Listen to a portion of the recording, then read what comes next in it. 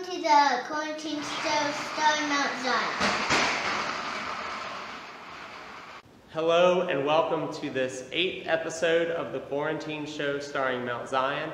Again, I am Pastor Jonathan Harris, the pastor of Mount Zion United Methodist Church in Central South Carolina.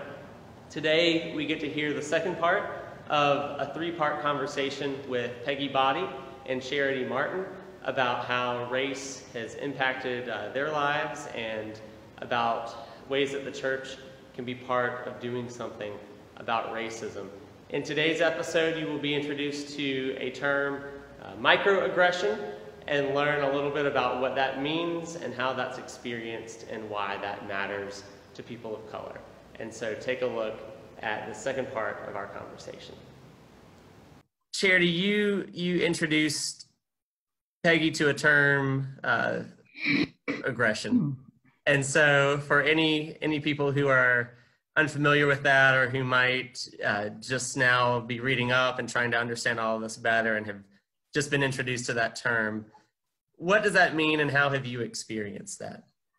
Sure. My personal definition of microaggression is the small, almost unnoticeable aggressions towards people of color. And you may not even realize that you're being, quote, microaggressive towards someone. But the example we talked about was if a white woman is on an elevator and a black man steps on the elevator and she chooses to, step back into the corner and maybe clutch her purse a little tighter, that's a microaggression. She maybe didn't say obscene words to him or bolt out of the elevator, but she made a decision based on her first thought or her first impression based on what we have embedded in our minds. And I reached out to a friend between yesterday and today just to kind of fill out my thoughts and try to have something profound to say. And she mentioned, I give her credit, she said, you can't condemn yourself for the first thought you have, but your job in your character and your integrity is what do you do with that first thought with your second thought.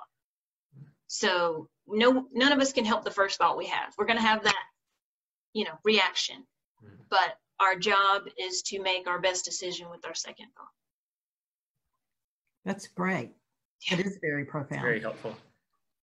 And I guess a follow-up to that would be, as somebody who might be watching who remembers some of the things that Peggy mentioned about, water fountains and segregated schools and transit and all of that.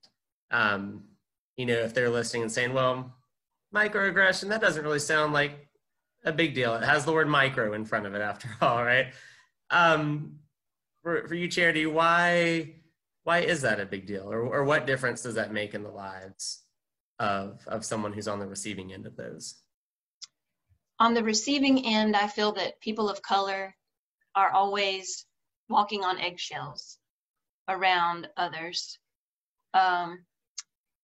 We want to make sure that we don't say the wrong thing or tip off the wrong person. And everyone's different. Personalities are different. Some people are button pushers out there. But I feel like as a majority, people of color have always had to tiptoe around the feelings and rules and regulations of white people. Even after post-60, post-Jim Crow, all that, we still live in a time where we answer to white society. And we live in a world of white power. We don't want to admit it, but it falls under privilege and all those things where just because you're not racist doesn't mean you're anti-racist. You can be white and go about your life and live fine, whereas people of color are always considering, how are we dressed? What are we naming our children so that when people look at their resume, are they going to be cast to the side or are they going to be considered? There's so much to it, and to ramble again. But as far as microaggressions go, it's just that's the analogy for me, is the eggshells and the tiptoeing around other people's feelings based on how they're going to react and respond to us. Thank you. And I would recommend, for more in-depth reading on that, I finished Austin Channing Brown's book, I'm Still Here, just last week. And she actually talks about, begins the book by saying to her parents, "Why did you name me Austin?" And it was all about, because we wanted people to think you were a white man when you applied for jobs. So I just left that up to anybody who's looking for some reading on this. So for Peggy, and then we'll come back to Charity, there are a lot of people, well-meaning white people, who would say, "I've never hated anybody because of the color of their skin, I'm not a racist," but maybe they also aren't actively combating racism, as Charity spoke to. When you think about Leah and things that you've heard people say to her and about her, what are some of the things that people have said that maybe weren't so helpful, that they might not have even realized were somewhat troublesome or unhelpful? And what are some of the ways that white people have been very supportive and that have been really helpful for fostering racial acceptance and her knowing that she's loved? Well, I remember when Charity and I first started talking, one of my questions to her was, what would you tell your 8-year-old self now that you're older? And the first thing she said was to love your hair. And I will tell you that, and I'm saying this from a woman who's losing her hair, and with women in hair, no matter what, are tied and there's a lot of love-hate with our own hair. But I do know that learning to work with making Leah's hair so that we can keep it neat and, so that she can go to school and get sweaty and hot and all this kind of thing, and still maintain some sense of neatness, for lack of a better word, has been a learning curve. And one of the things that I did hear in the beginning were questions about her hair. And I think, and I know people were well-meaning and they were asking me from a white woman's standpoint, and which is fine. And I was happy to tell them, what we are learning about it. But I want to be able for Leah to be able to get to the point where she doesn't want to have it straightened, which she has talked about before. I want to have straight hair. Because I think that to her symbolizes prettier, or it's like her friends. Now, she's 8 and starting to get, that whole body image thing is coming along and so forth. And her situation, if she was white, she might have some other issue that she wants to fix, that kind of thing. But, and Charity may be able to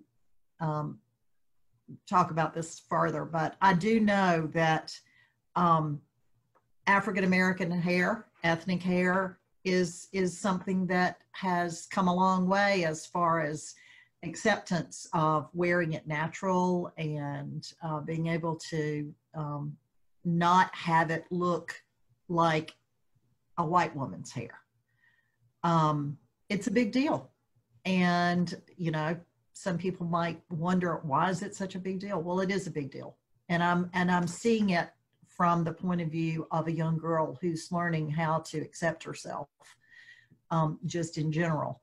And that's something that, that we're learning how to do. And I will tell you, her aunt, my oldest daughter's hair is very curly. It's not as curly as Leah's, but it's real curly. And Sarah has taken it upon herself, and I wish I could send you one of these, and I will, Charity, just to get a laugh. She'll wake up in the morning and it'll be all over the place, and she'll do a little Snapchat where, you know how your face is all in that Snapchat where you do weird face things, your eyes are bigger, whatever. Filters. Yeah. Filters. Okay, thank you. Anyway, she'll do a little thing with the filters, and she'll just, like, Leah, look at what I woke up with this morning, just to make Leah feel like that's my aunt, Me too. and her hair is all crazy too. And so that's been a real sweet connection. And I'm rambling too, Charity.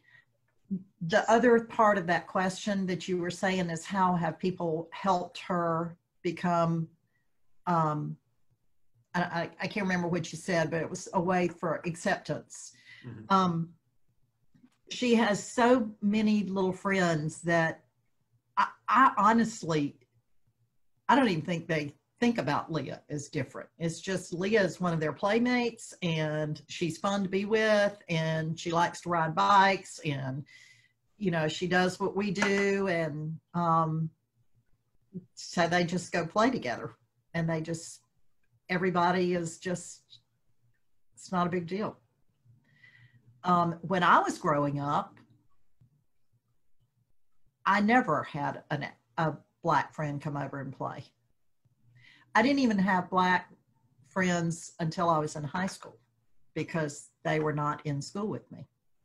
So the people that have the biggest issue here are probably people my age and older, because it's just not something that they grew up with. I'm curious, Charity, I know you may have other words to share about what you might say to Leah.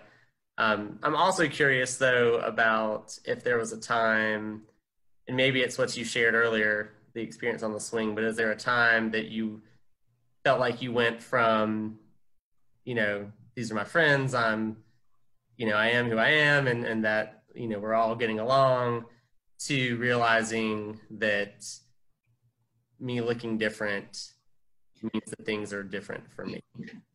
Sure. They are for some of the white friends on the playground. Got it.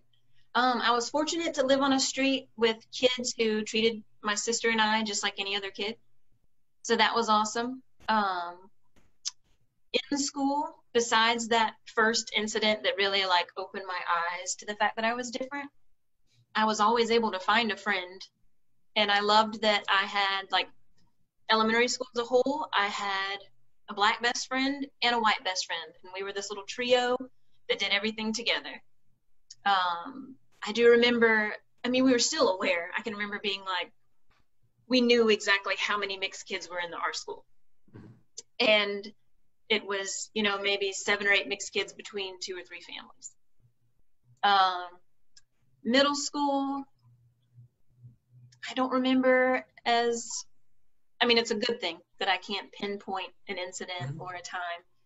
I think middle school was hard enough for everybody, and this is the early 2000s, so I can remember being able to find a friend there, and high school as well. But one thing that I still always felt on the inside, that I wasn't black enough for the black crowd, and I wasn't white enough for the white crowd. I always kind of felt outside, even though I was always included.